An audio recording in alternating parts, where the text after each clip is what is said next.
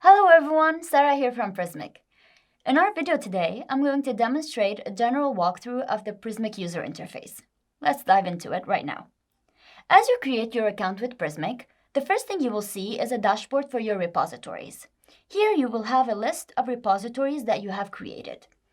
Each repo has its own API endpoint and also its own set of users, which means that each repository or project is independent from one another.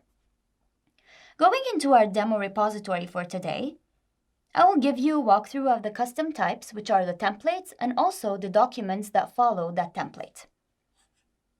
In order to know how these documents came into creation, I'm going to show you first how the templates are put in place. The Custom Type tab will enable you to create templates either in a repeatable type or a single type, depending on your case. If it's a repeatable type, which means that your content is based on a product page or a blog post, or a single type if your content is a basic privacy page or a FAQ page.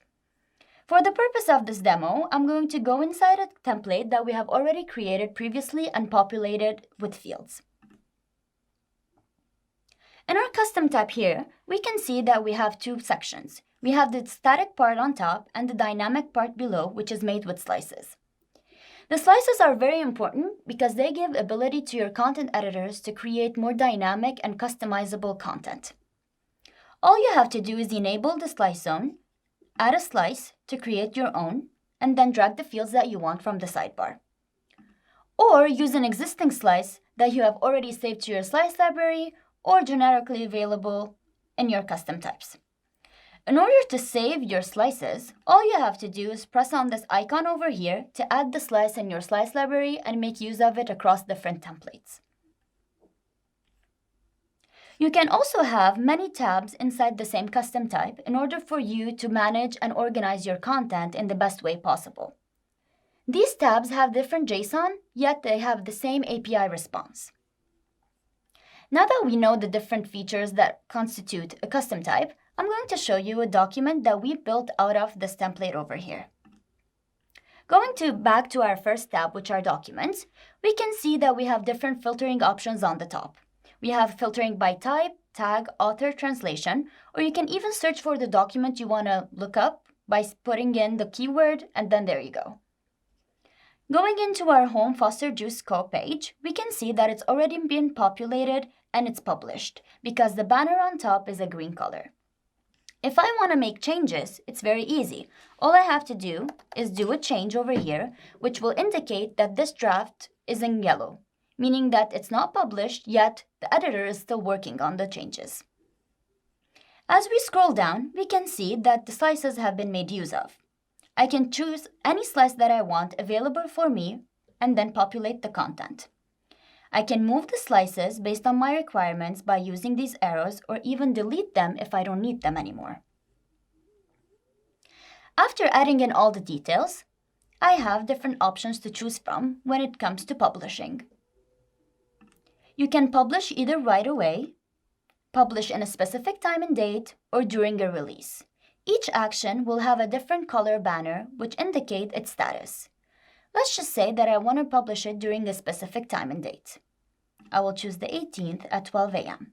Once I create this release, I can see that my banner will be in purple, indicating that this specific document is set to go live on the 18th at 12 a.m.